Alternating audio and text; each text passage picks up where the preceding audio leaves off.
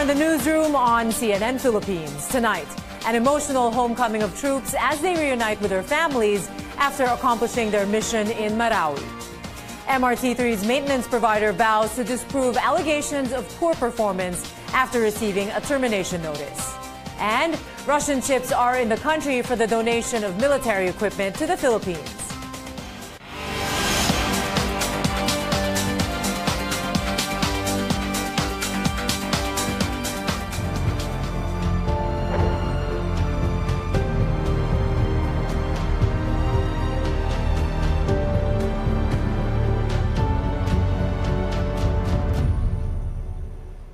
Good evening, I'm Mitzi Borromeo. Government troops are pressing on to wipe out what's left of Maute fighters in Marawi City.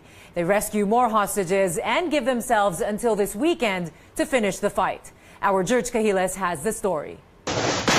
This military assault video was taken a day before Omar Maute and Isnilon Hapilon were killed.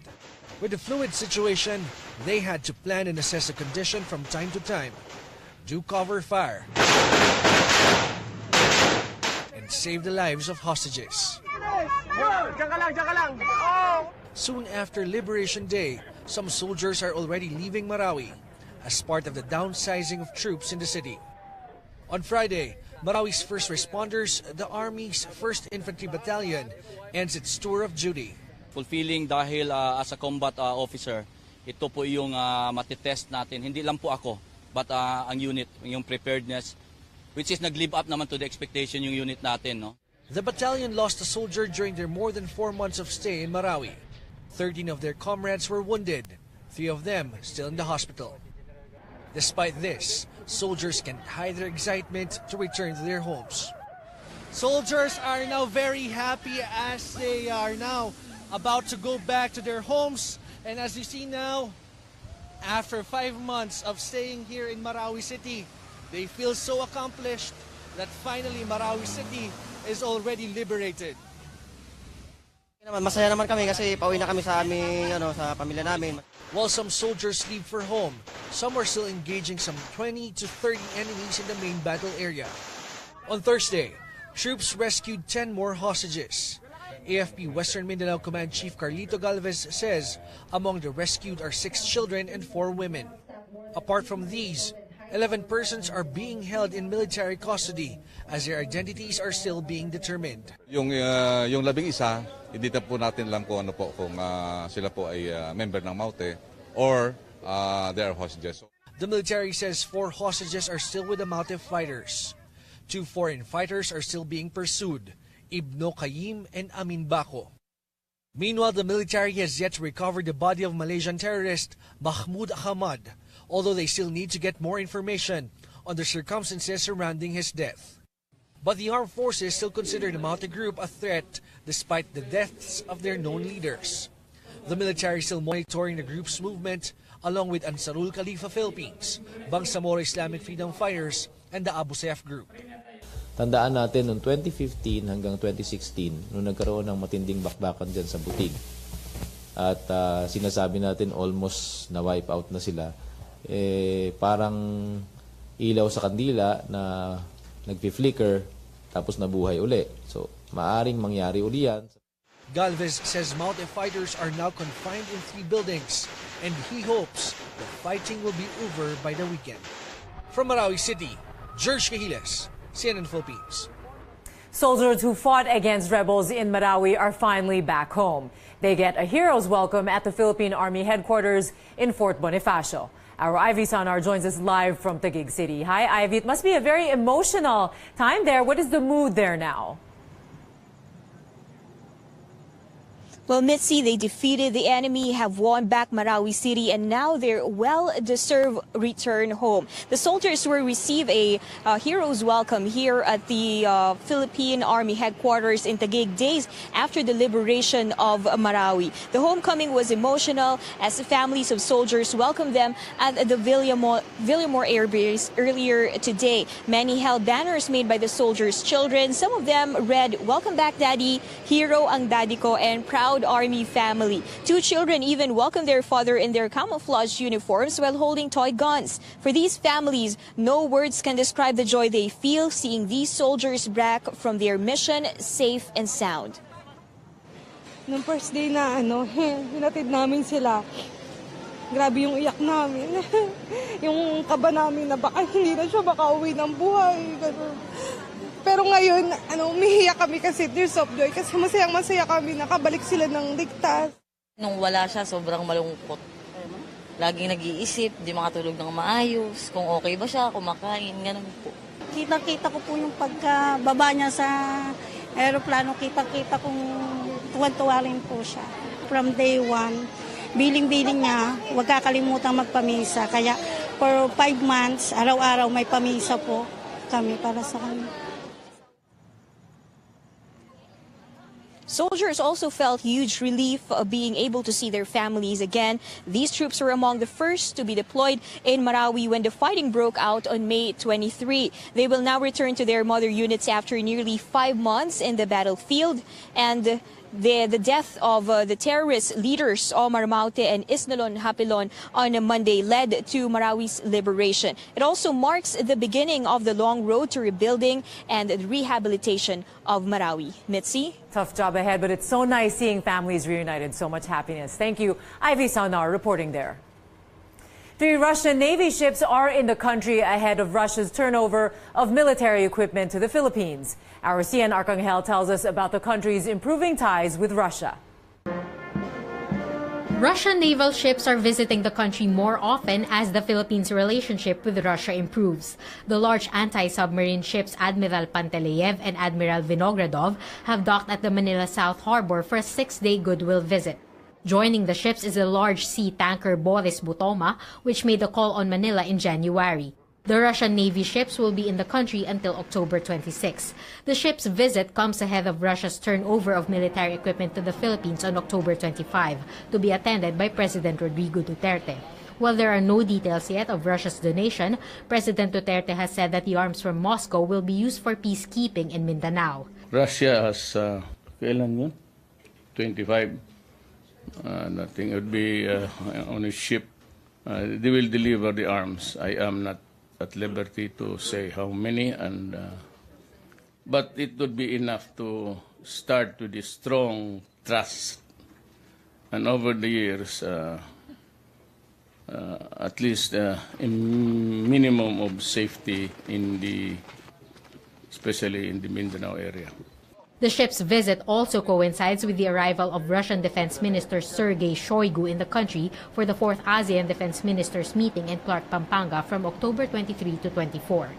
Rear Admiral Edward Mikhailov, Deputy Commander of Russia's Pacific Fleet, says Shoigu's visit to the Philippines is historic. Это будет первый в истории визит главы оборонного ведомства Российской Федерации на Филиппины.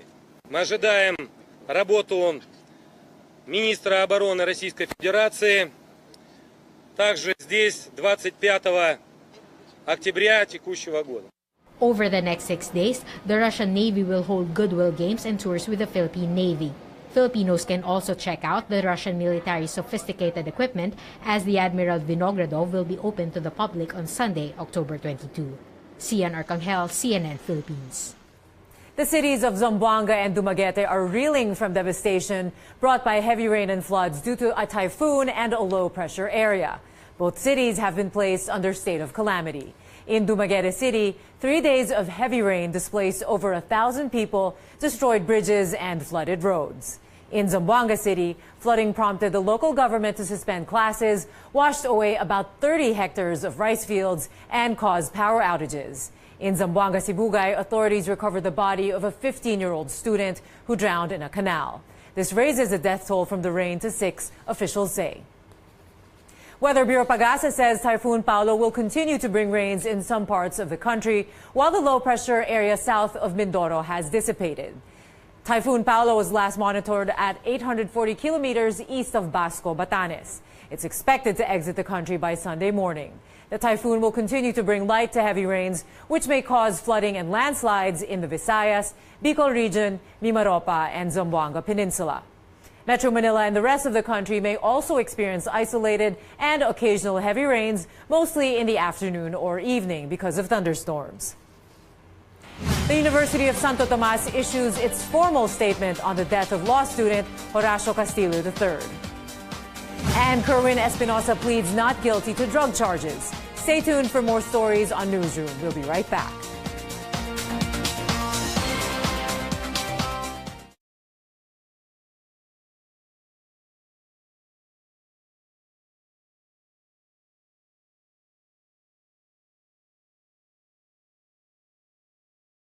Good evening to all of you joining us here on Facebook Live. Coming up for you in the next segment of the Newsroom, we will be telling you about an update on alleged drug lord Kerwin Espinosa, who pleads not guilty to drug charges. And also President Duterte reacts or gives us his words on justifying the number of deaths of many poor people in the war on drugs. So we'll hear his words on that. We'll also bring you the latest surveys on what people think of the Duterte administration. We will also be bringing you some business news. So a lot more stories coming your way. Stay tuned for that. And we are seeing a lot of reaction here on our stories on the soldiers coming back from Marawi and being reunited with their families. I saw a lot of happy and positive emojis there. So let's read some of the greetings. And I saw a lot of comments here on that as well. Jojo Noble is watching from Washington, D.C. Bendijo Marvin watching from Tandag City. Jamay Barnes is watching from America. Gina Cardenas watching from Malaysia. Justin Rilera is watching from Lawag City. Jules Corpus is watching us from Doha, Qatar. Catherine Ranyin is watching from Butuan City. Carlito Raca Recta says, hi everyone from Milan, Italy. Redentor Galzot is watching from Jeddah. Makoy Alegre, another viewer from Malaysia. Edgar Santeli says he's watching right now from Naga City in Kamsur and says, also Ferrer Chris is watching from the United Arab Emirates.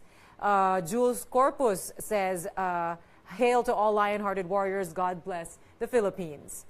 We also have Aqualink, so a company here watching from Manila. Richard Lee says, God bless the Philippines, watching from Wisconsin in the USA. Venus Aguilar is watching from Davao City. Grace Pascua says, I'm so proud of all our Filipino soldiers. Thank you all. Sugeng Prayudi is watching from Jakarta, Indonesia and says, praying for the safe rescue of all hostages. Carlos Palacio Jr. says, good evening from Saudi Arabia. Wilma Carter is watching at work in London. Eddie Woznicki III watching from Colorado in the USA. Melvi Adrilin Reyes says it's good to be able to catch the news here and just got out from work in Florida in the USA. Thanks for joining us right after work. Byron Yon Messina is watching from Geneva in Switzerland and says it's Friday night once again. Time to rescue some wine trapped in a bottle. Yes, everybody looks forward to the weekends. Time to unwind. Loretta Tejano is watching from Osaka in Japan. Ramon Aquino says kudos AFP and PNP for a good job. Basila Lingo Erlin says, we love you heroes. God bless you all. Thank you for defending us. So proud of you. Moralista Dakshayani is watching from Singapore. Luzale Faith says, I love you all brave soldiers of the Philippines. And Zaldi Daruka is watching from Saudi Arabia. Happy Raz from the United Arab Emirates. Siknar Montalana says, a big salute to all of you soldiers. Also, Chian Mahayahay says, salute to all our heroes. Stay with us for more news and greetings later on.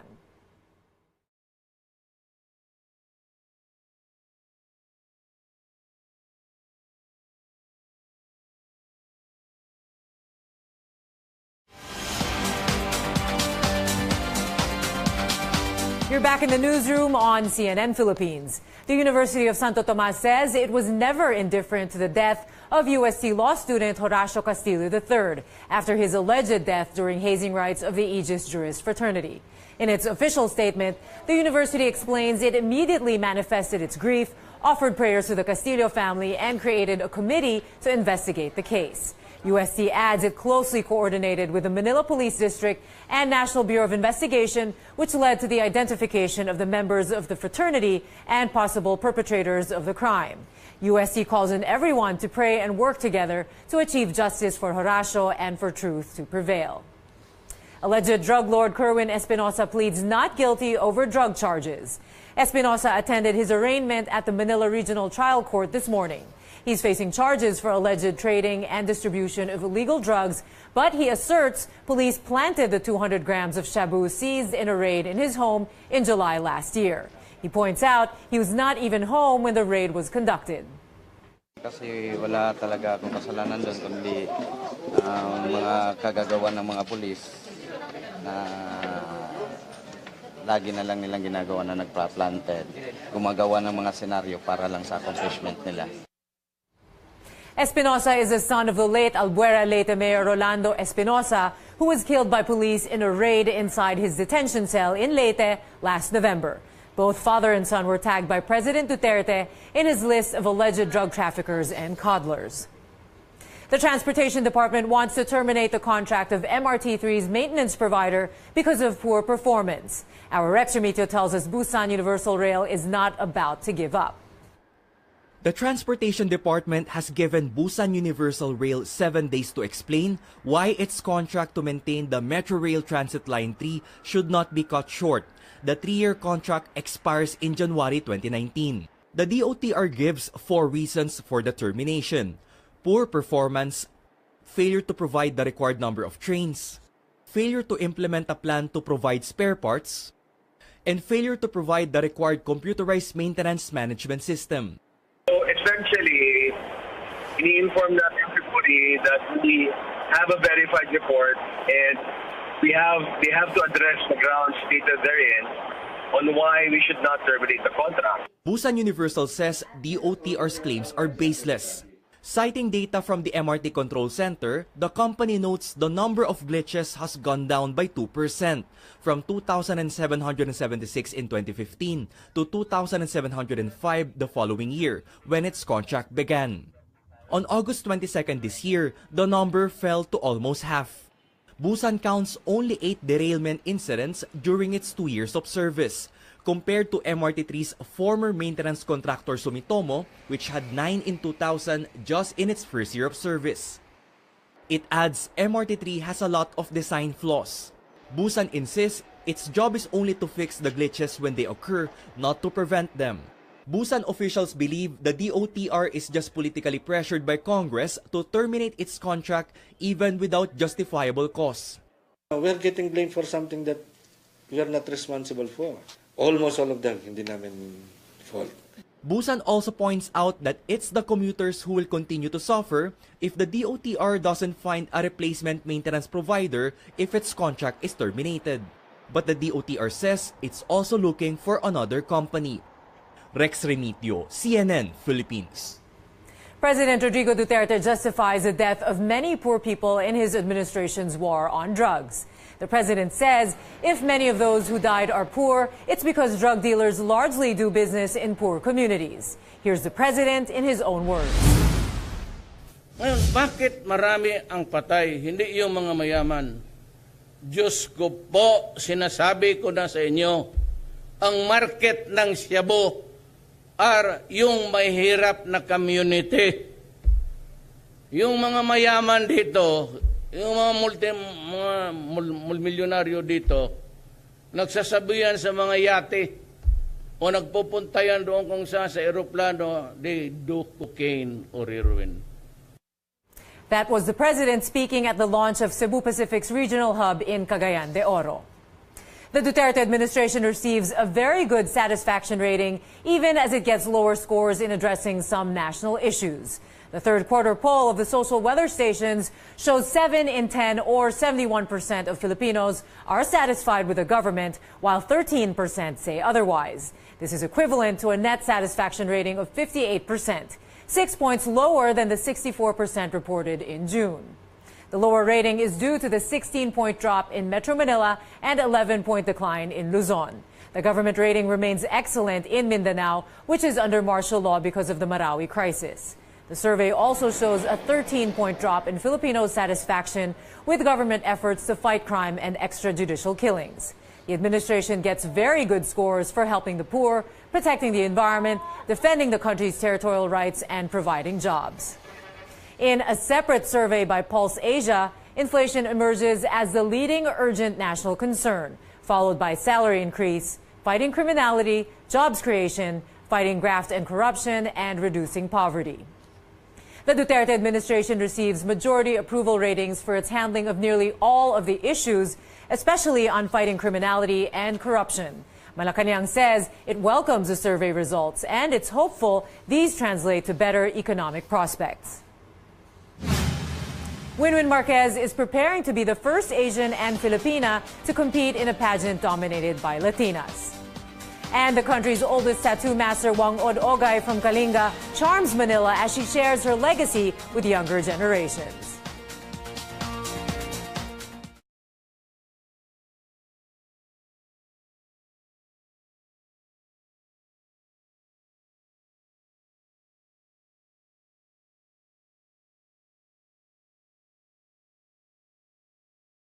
Good evening to all of you joining us here on Facebook Live. Coming up for you in the final segment of Newsroom Entertainment News, including our next beauty queen who is about to compete in Bolivia, Winwin Marquez, and also living legend, Apo Wang Od of Kalinga, the oldest living tattoo artist, and Mamba Batok is in Manila, and everybody has been going quite crazy over her visit here. She came to see her favorite star, Coco Martin, and she has also been at the Manila Fame Expo that's ongoing now. So we'll bring you that story. Stay tuned for that and many stories coming your way. And we are still getting a lot of reaction here from all of you guys here on Facebook Live on the story of soldiers returning from Marawi. Nelia Panganiban says, mabuhay po kayo, maraming salamat po sa inyo. Bebe Andicoy Anderson is watching from Switzerland, says God bless.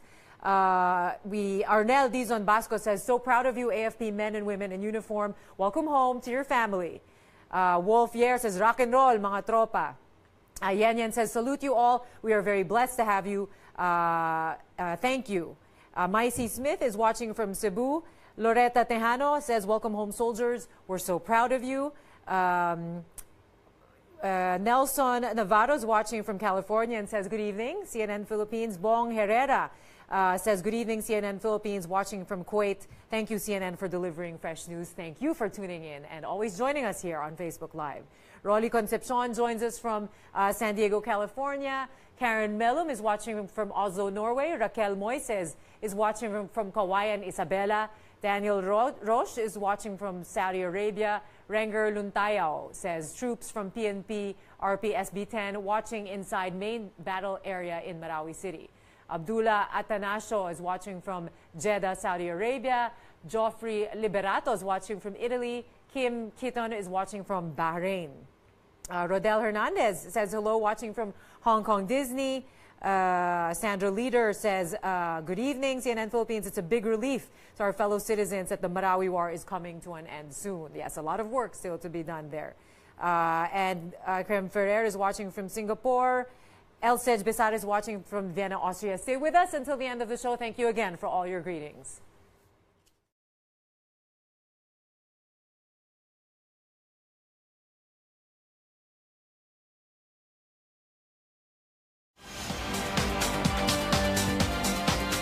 Welcome back. Heads up, motorists expect heavy traffic in and around the University of the Philippines, Diliman, this weekend. This is to give way to this year's UP College Admission Test, or UPCAT, on October 21 and 22. A traffic advisory says there will be one-way traffic on the Academic Oval and adjacent streets. A no parking or waiting policy will be carried out on the Academic Oval, Magsaysay Regidor, and Quirino Avenues. Race car enthusiasts, listen up. The Formula 4 Southeast Asian Championship is back in the country. Our Paulo Del Rosario tells us what to expect in this prestigious competition. The most prestigious car race in the Philippines is finally here. The Formula 4 Southeast Asian Championship Series has begun. This is the second time the series is coming to the country. The region's best young drivers come to take their first steps in a prospective racing career. A life in motorsports doesn't come cheap, and Petron jumped in on the chance to help these young racers develop. It's a venue to support our products, particularly now that we have the best fuel in the country, Blaze 100. And I think right now the F4 event is the most prestigious race in the country we have right now. The Philippine leg will be composed of 6 10-lap races over the course of the weekend. with the winner collecting more FAI Super licensing points that will help them get to the big leagues. The F4 also follows an open data platform, meaning all the drivers' race data will be available to each other, which would allow all the drivers to learn from each other's mistakes. After all, this tournament is about breeding the stars of tomorrow. Formula 4 Southeast Asia is really good because we're all based in one team. So as we can look at each other's data, someone who's faster in one session or someone who's slower in one session, it breeds for an extremely competitive environment. I don't have as much experience in these cars compared to some of the other guys here. The Chinese driver Cao Zhao is pretty fast.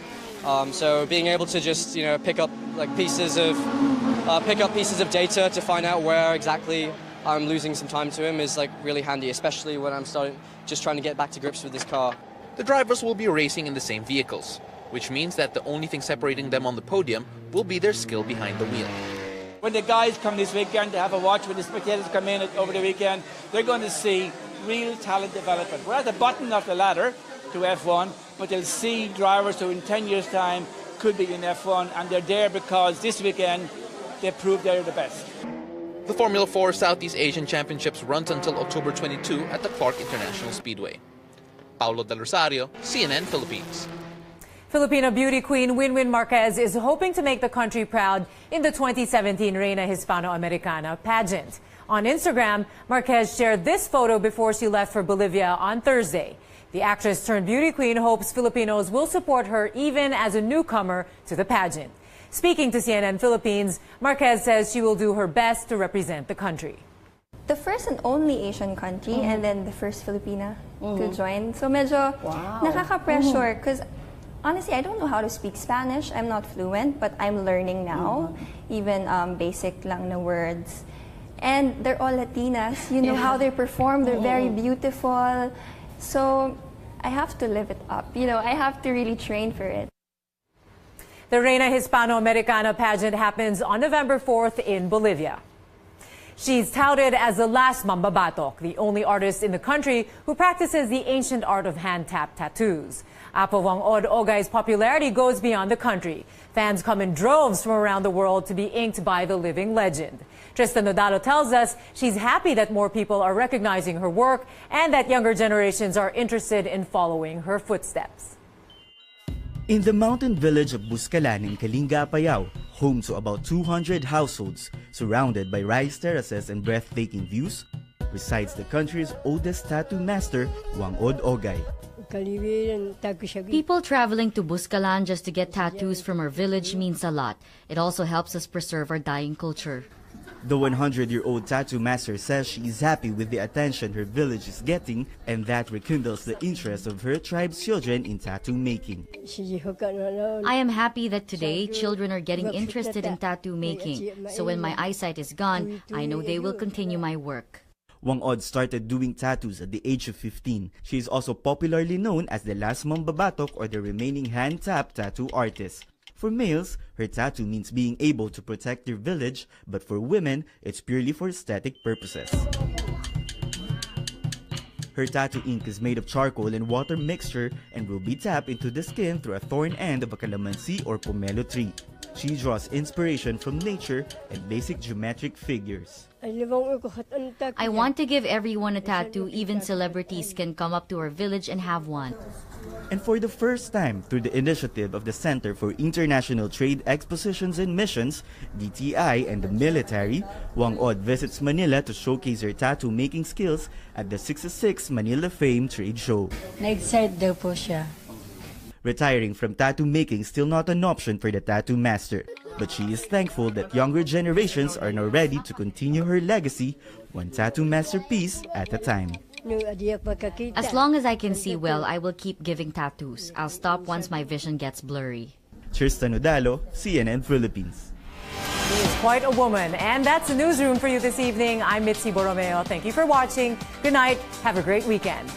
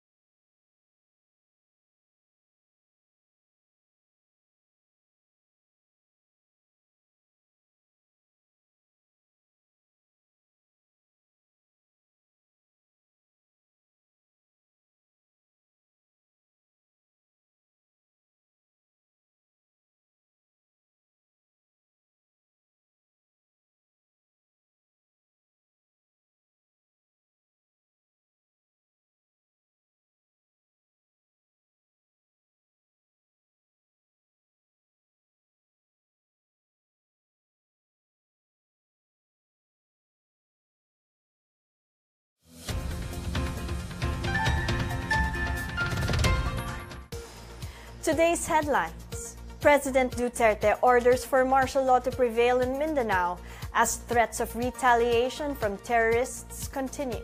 The Philippine government welcomes foreign aid for the rehabilitation of Marawi City. Top Filipino artists stage a benefit concert that will run for 24 hours in Sagada. The veterans of World War II are honored in the 73rd commemoration of the Leyte Gulf landings. Good day! I'm Pia Roses Morato. Welcome to the PNA Newsroom.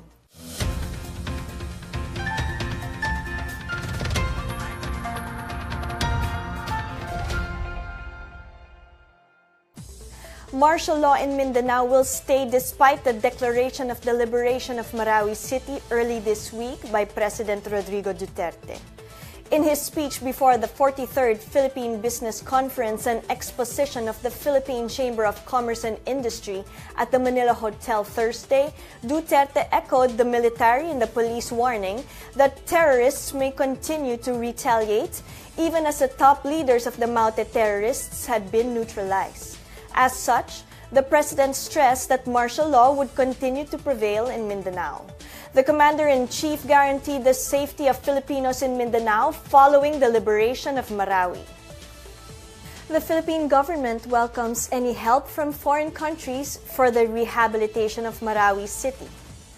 Department of Budget and Management Secretary Benjamin Diokno said that though the government has funds for rebuilding Marawi, any foreign aid is still welcome. The DBM chief noted that China already committed to help in the rehabilitation of Marawi City.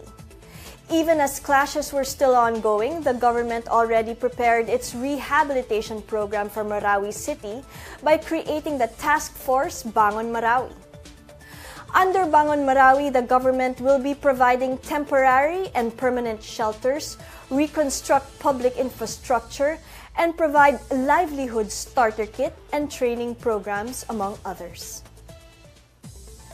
The Department of Trade and Industry has provided some 942 million pesos worth of livelihood assistance for internally displaced persons or IDPs in Marawi City. DTI Secretary Ramon Lopez said the amount had benefited some 17,000 IDPs. Lopez said about 151 million pesos worth of livelihood assistance provided IDPs with equipment such as mobile rice mill, mini trucks for delivery hauling, and sewing machines.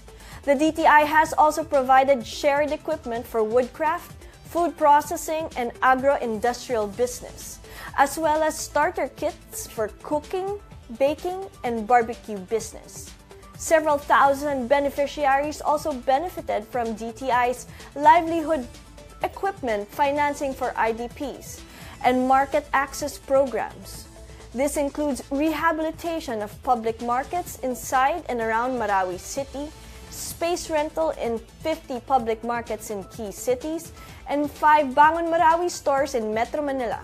A total of 500 million pesos was spent to provide market access to Maranao entrepreneurs.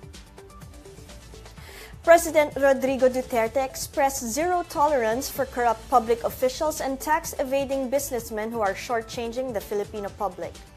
The president said this as he graced the concluding ceremony of the 43rd Philippine Business Conference and Exposition of the Philippine Chamber of Commerce and Industry at the Manila Hotel. The chief executive reiterated his unrelenting commitment to cleanse the government of grafters and corrupt officials as he announced the firing of an undersecretary of the Department of Budget and Management over issues of corruption. 3 employees from the Office of the President were also fired due to influence peddling. Duterte reiterated the 3 priority areas of the administration, which included ending graft and corruption in government, fighting the drug menace, and dealing with enemies of the state. He reminded fellow government employees to practice a more modest lifestyle. He urged his cabinet members to refrain from using special plates and from traveling via first-class flights.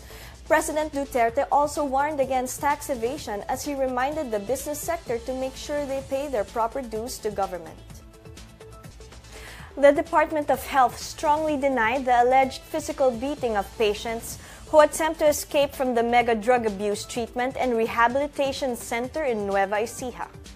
DOH spokesperson Dr. Corazon Flores said there's no truth to the claim of an anonymous person interviewed by BBC News that some of the escapees have received beatings, while another said they were being punished with solitary confinement.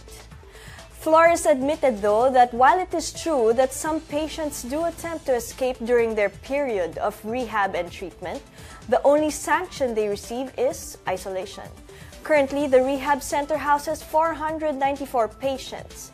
The rehab center was constructed in Camp Fort Magsaysay in Nueva Ecija through the donation of Chinese billionaire philanthropist Huang Rulun.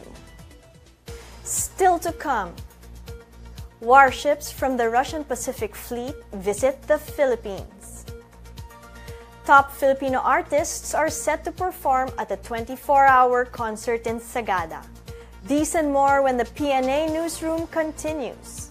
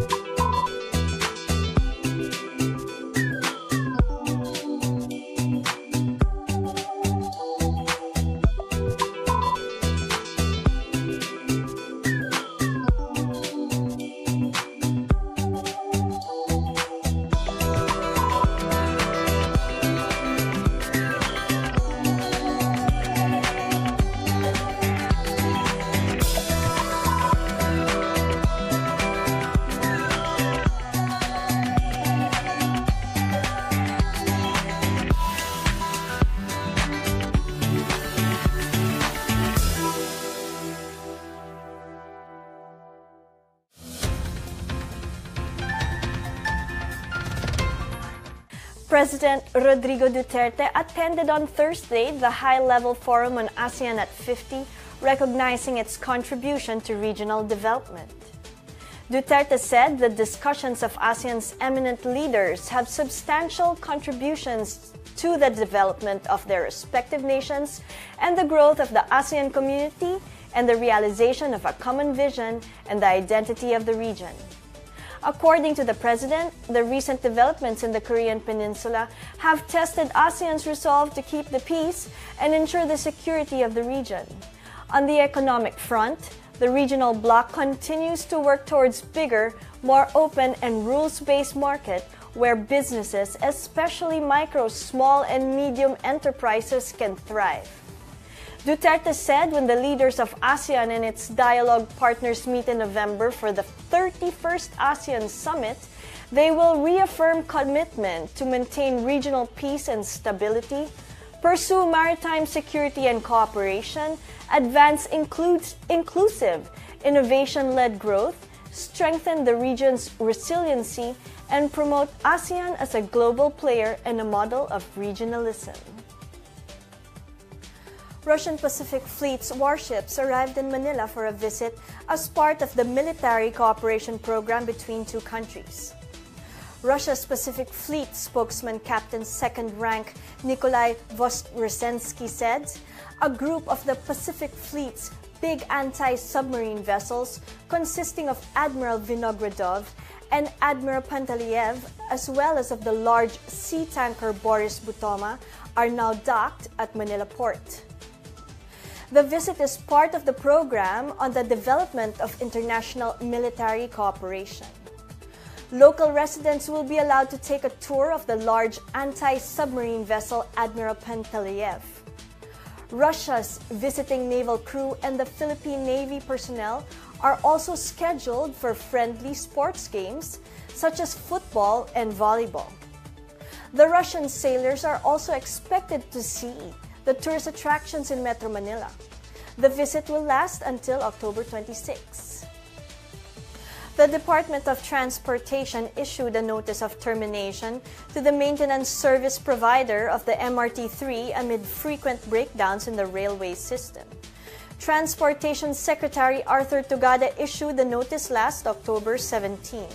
DOTR Undersecretary for Legal Affairs and Procurement Rainier Paul Yebra says the maintenance deal with Busan Universal Rail Incorporated or BURI is being terminated due to various reasons. Among other reasons include failure to implement a feasible procurement plan for spare parts, which delayed repairs on defective trains and other facilities of the MRT-3 system, as well as failure to comply with the requirements of a complete and up-to-date computerized maintenance management system. BURI was given 7 days upon receipt of the notice to give its position paper on why the maintenance contract should not be terminated. The DOTR will then issue an order whether or not to terminate the contract within 10 days upon receipt of BURI's response. The department will explore various options to choose a new maintenance provider for MRT-3 once it decides to terminate the current maintenance contract. The startup ecosystem in the Philippines has generated interest from foreign angel investors that fund Filipino ideas that lack the needed logistics. Our business reporter Chris Mundo has this report. Philippine digital startups have attracted foreign angel investors and venture capitals to fund their businesses. Rene Meili, president of Kubo Innovation Hub, said the startup ecosystem in the country is still young and has a lot of potential for growth. The country's young talents and new ideas have also attracted funders to invest into our digital startups. The country has over 300 startups, more than 50 angel investors and venture capitals, and around 50 startup incubators, accelerators, and co-working spaces. A recent study of Kubo and PwC Philippines showed that digital startups in the last 3 years rapidly grew, as more than 50% of startups today were founded from 2015 to 2017. For the PNA Newsroom, I'm Chris Mundo. The Philippines aims to earn up to $131 billion worth of export revenues by the end of the Duterte administration. Export Marketing Bureau Director Senen Perlada said that the Department of Trade and Industry is crafting the Philippine Export Development Plan for 2018 to 2022. The recovering global consumer markets that will boost demand for Philippine exports was the basis of the new PEDP targets, according to the official. He said the country also eyes services exports to increase its share to 50% of the total exports by end of 2022 from the current 32 to 34% share. The country targets to end this year with 6.5 to 7.5% of total exports growth, amounting to around $79.7 billion to $80.4 billion. Several Filipino singers will converge in Sagada for a 24-hour concert. Artists like Gary Valenciano, Freddy Aguilar, Noel Cabangon, Joey Ayala, Raymond Lauchenko, and many more will be in Sagada Mountain Province for the concert, which will start on October 28th and end on the 29th. Dubbed as the Concert in the Clouds, music producer Ed Formoso said the artists agreed to perform to help raise money for various projects and programs in Sagada. They will perform for free. In Davao City, 3 wanted persons were arrested when the joint government operatives swooped down on 10 villages this morning under the continuing anti-criminality and terrorism operation dubbed as Oplan Bulabog. The 3 wanted persons were among the 3,459 individuals rounded up for profiling by the authorities. DCPO spokesperson Senior Inspector Maria Teresa Gaspan said the simultaneous operations resulted in the profiling of 1,891 persons. Oplan Bulabog is a continuing operation of DCPO since the government launched the campaign against Maute terror group in Marawi last July. An AirAsia plane that malfunctioned in the middle of the runway has caused the temporary closure of the Tacloban Airport Friday. AirAsia flight Z2321 just landed around 7:30 this morning and was taxiing towards the tarmac when the plane's nose wheel steering stopped working. Authorities said it was a malfunction case and not an overshoot. All the 164 passengers and 4 crew members were safe. The clearing operation was done before 11 a.m. today. The incident affected 4 daily flights of Air Asia and midday flights of Philippine Airlines and Cebu Pacific. Up next, World War II veterans are honored in the 73rd commemoration of the Leyte Gulf landings. Ginebra coach Tim Cone apologizes following his spat with Meralco coach Norman Black. These and more when the PNA Newsroom returns.